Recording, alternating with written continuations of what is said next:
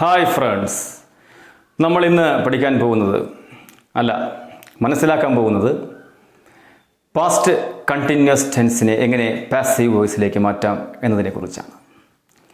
തൊട്ട് മുൻപത്തെ ക്ലാസ്സിൽ നമ്മൾ പാസ്റ്റ് കണ്ടിന്യൂസ് ടെൻസിനെ കുറിച്ച് വിശദമായി പഠിച്ചിരുന്നു, മനസ്സിലാക്കിയിരുന്നു.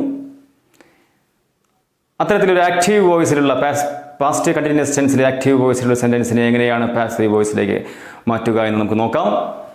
ഇവിടെ ബോർഡിൽ ഹി വാസ് പ്ലേയിങ് ക്രിക്കറ്റ് എന്ന ഒരു സെൻറ്റൻസ് കൊടുത്തിരിക്കുന്നു. നിങ്ങൾക്ക് എക്സാമിനേഷന് വരാൻ സാധ്യതയുള്ളത്, സാധാരണ ചോദിക്കാറുള്ളത്, ഒരു സെൻറ്റൻസ് തന്നിട്ട് അതിനെ പാസീവ് ആക്കാനാണ് ആവശ്യപ്പെടാറുള്ളത്. അങ്ങനെ പാസീവ് ആക്കണമെങ്കിൽ ആ സെൻറ്റൻസ് ഏത് വിഭാഗത്തിൽപ്പെടുന്നു എന്ന് നമുക്ക് മനസ്സിലാക്കിയിരിക്കണം. അങ്ങനെ മനസ്സിലാക്കണമെങ്കിൽ നമ്മൾ ടെൻസിനെ കുറിച്ച് വളരെ കൃത്യമായ ബോധമുള്ളവരായിരിക്കണം. ഇപ്പോൾ നിങ്ങൾക്കറിയാം, കഴിഞ്ഞ ക്ലാസ് കേട്ടിട്ടുള്ളവരാണ് നിങ്ങളെങ്കിൽ നിങ്ങൾക്ക് മനസ്സിലാകും ഈ സെൻറ്റൻസ് എന്ന് പറയുന്നത് പാസ്റ്റ് കണ്ടിന്യൂസ് ടെൻസിൽ ഉൾപ്പെട്ടൊരു സെൻറ്റൻസ് ആണ് എന്ന്. കാരണം ഹി എന്ന സബ്ജക്റ്റിന് ശേഷം വാസ് എന്ന ഓക്സിലറി വെർബ് ഉപയോഗിച്ചിരിക്കുന്നു. വാസിന് ശേഷം വെർബിൻ്റെ ING ഫോമാണ് ഉപയോഗിച്ചിരിക്കുന്നത്. അതുകൊണ്ട് വാസ് പ്ലസ് ING അല്ലെങ്കിൽ വേർ പ്ലസ് ING, വെർബിൻ്റെ കൂടെയാണ് ING, ശ്രദ്ധിക്കുക. Was plus were plus ING കണ്ടാൽ അത് പാസ്റ്റ് കണ്ടിന്യൂസ് ടെൻസ് ആണ് എന്ന് നിങ്ങൾക്ക് ഇപ്പോൾ അറിയാം. കാരണം നിങ്ങൾ തൊട്ട് മുൻപത്തെ ക്ലാസ് പഠിച്ചവരാണ്, അതുകൊണ്ട് നിങ്ങൾക്ക് മനസ്സിലാകുന്നു. സോ നമ്മൾ ഈ സെൻറ്റൻസിനെ, ഈ പാസ്റ്റ് കണ്ടിന്യൂസ് ടെൻസിലുള്ള ഈ സെൻറ്റൻസിനെ നമ്മൾ പാസീവ് വോയിസിലേക്ക് എങ്ങനെയാണ് മാറ്റുക എന്ന് നോക്കാം. ക്രിക്കറ്റ് എന്നത് സിംഗുലർ ആണ്. സോ ക്രിക്കറ്റ് വാസ് എന്ന് നമ്മൾ ഇവിടെ ഉപയോഗിച്ചു. ഹി വാസ് പ്ലേയിങ് ക്രിക്കറ്റ് എന്നതിൻ്റെ പാസീവ് വോയിസ് ക്രിക്കറ്റിനെ നമ്മൾ മുന്നിലേക്ക് കൊണ്ടുവന്നിരിക്കുന്നു. ക്രിക്കറ്റ് ഏകവചനമാണ്, ക്രിക്കറ്റുകൾ എന്ന് നമ്മൾ പറയാറില്ല. ക്രിക്കറ്റ് ഏകവചനമാണ്, അതുകൊണ്ട് വാസ് എന്നുപയോഗിച്ചിരിക്കുന്നു. കണ്ടിന്യൂസ് ടെൻസിലാണ് ING വരുന്നത്, ശരിയാണല്ലോ. ഏത് കണ്ടിന്യൂസ് ടെൻസിനും ING രൂപമാണ് ഉപയോഗിക്കുക. ഇത്തരത്തിൽ പാസ്റ്റ് കണ്ടിന്യൂസ് ടെൻസോ പ്രസന്റ് കണ്ടിന്യൂസ് ടെൻസ് ആയാലും നമ്മൾ ബീയിങ് എന്ന് പറയുന്നൊരു വാക്ക് ഇവിടെ ഉപയോഗിച്ചിരിക്കുന്നു. ക്രിക്കറ്റ് വാസ് ബീയിങ് വരാൻ കാരണം ശ്രദ്ധിക്കുക, ഇവിടെ ING ഫോം ഉള്ളത് കൊണ്ടാണ് എന്നുകൂടി ഓർത്തിരിക്കുക. ക്രിക്കറ്റ് വാസ് ബീയിങ് കഴിഞ്ഞതിന് ശേഷം വെർബിൻ്റെ രണ്ടാമത്തെയോ മൂന്നാമത്തെയോ രൂപം, നിങ്ങൾ ഈ മുൻപ് ക്ലാസ് കേട്ടവർ ആലോചിച്ച് ഉത്തരം പറയുക. നിങ്ങൾക്കിപ്പോൾ ഉത്തരം കിട്ടിയിട്ടുണ്ടാകും.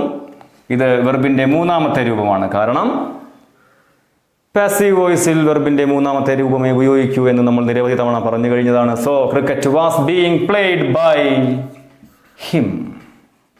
ഓക്കെ, അടുത്ത സെൻറ്റൻസ് നമ്മൾ നിരീക്ഷിക്കുകയാണ്. They were playing cricket. ഇത് പാസ്റ്റ് കണ്ടിന്യൂസ് ടെൻസിലുള്ള ഒരു സെൻറ്റൻസ് ആണ് എന്ന് നമുക്ക് ഒറ്റ നോട്ടത്തിൽ മനസ്സിലായി. കാരണം എന്തുകൊണ്ട്? വേർ പ്ലസ് ING, വെർബിൻ്റെ ING ഫോം വന്നിരിക്കുന്നു, വേർ വന്നിരിക്കുന്നു. അതുകൊണ്ട് ഇത് പാസ്റ്റ് കണ്ടിന്യൂസ് ടെൻസ് ആണ്. ഇതിനെ നമ്മൾ പാസീവ് വോയിസിലേക്ക് മാറ്റാൻ പോവുകയാണ്. ചെറിയ ഒരു മാറ്റം ഞാൻ ഈ സെൻറ്റൻസിൽ വരുത്തുന്നു.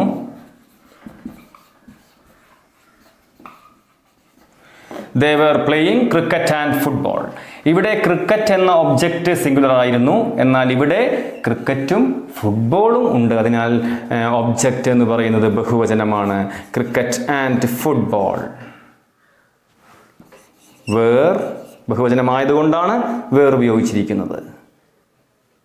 Okay, cricket and football were ING ഉണ്ട്. അപ്പോൾ നമ്മൾ ബീയിങ് എന്ന ഒരു വാക്ക് ഉപയോഗിച്ചിരിക്കുന്നു. Cricket and football were being played എന്ന വെർബിൻ്റെ മൂന്നാമത്തെ രൂപം ഉപയോഗിച്ചിരിക്കുന്നു.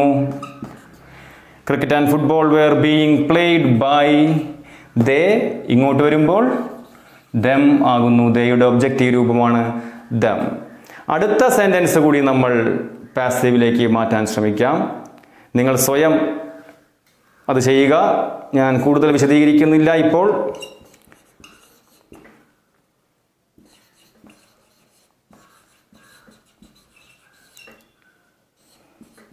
Okay, cricket was being played by me.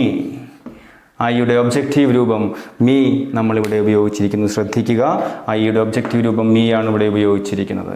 ഇത്രയുമാണ് പാസ്റ്റ് കണ്ടിന്യൂസ് ടെൻസിൻ്റെ പാസീവ് വോയിസ് എന്ന് പറയുന്നത്.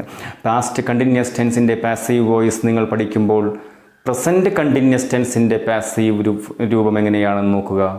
അതിനുശേഷം പാസ്റ്റ് കണ്ടിന്യൂസ് ടെൻസിൻ്റെ പാസീവ് രൂപം എങ്ങനെയാണെന്നാണ് ഇത് രണ്ടും ഒബ്സർവ് ചെയ്യുക. എന്തെല്ലാം മാറ്റങ്ങളാണ് ഈ സെൻറ്റൻസുകളിൽ ഉണ്ടായിരിക്കുന്നത് എന്ന് നിങ്ങൾ നിരീക്ഷിക്കുക. കഴിഞ്ഞ ക്ലാസ്സിൽ പറഞ്ഞതുപോലെ തന്നെ നിരന്തരമായി PSC എക്സാമിനേഷനുകൾക്ക് ചോദിക്കുന്ന വെർബുകളുടെ 3 രൂപങ്ങൾ ഇവിടെ കൊടുത്തിട്ടുണ്ട്. ഒരു വെർബിന് 4 രൂപമുണ്ട്. വെർബിൻ്റെ ക്ലാസ് കാണാത്തവർ അതുകൂടി കണ്ടതിന് ശേഷം ഈ ഭാഗത്തിലേക്ക് വരിക. ഇത്തരം വെർബുകളെല്ലാം തന്നെ നിരന്തരമായി ചോദിച്ചിട്ടുള്ള വെർബുകളാണ്. ആ വെർബുകളുടെ 3 രൂപങ്ങളാണ് നമ്മൾ ഈ ക്ലാസ്സിൽ ഇവിടെ ഈ ബോർഡിൽ കൊടുത്തിരിക്കുന്നത്. ഇത് കൃത്യമായി നിങ്ങൾ ഫോളോ ചെയ്യുക, പഠിക്കുക. ഇതെല്ലാം നിരന്തരമായി PSC പരീക്ഷകൾക്ക് ചോദിച്ചിട്ടുള്ളതാണ്. സോ നമ്മൾ ഈ ക്ലാസ് വൈൻഡ് അപ്പ് ചെയ്യാൻ പോവുകയാണ്. അതിനു മുമ്പ് ഒരിക്കൽ കൂടി നിങ്ങളെ ഓർമ്മിപ്പിക്കുന്നു, സബ്സ്ക്രൈബ് ചെയ്യാത്ത സുഹൃത്തുക്കളുണ്ടെങ്കിൽ ദയവായി ഈ ചാനൽ സബ്സ്ക്രൈബ് ചെയ്യുക, നിങ്ങൾ ഷെയർ ചെയ്യുക, ബെൽ ബട്ടൺ അമർത്തുക, ഓൾ എന്ന ഓപ്ഷൻ കൃത്യമായി കൊടുക്കുക. അടുത്ത ക്ലാസ്സിൽ നമുക്ക് വീണ്ടും കണ്ടുമുട്ടാം മറ്റൊരു വിഷയവുമായി. Till then, good bye.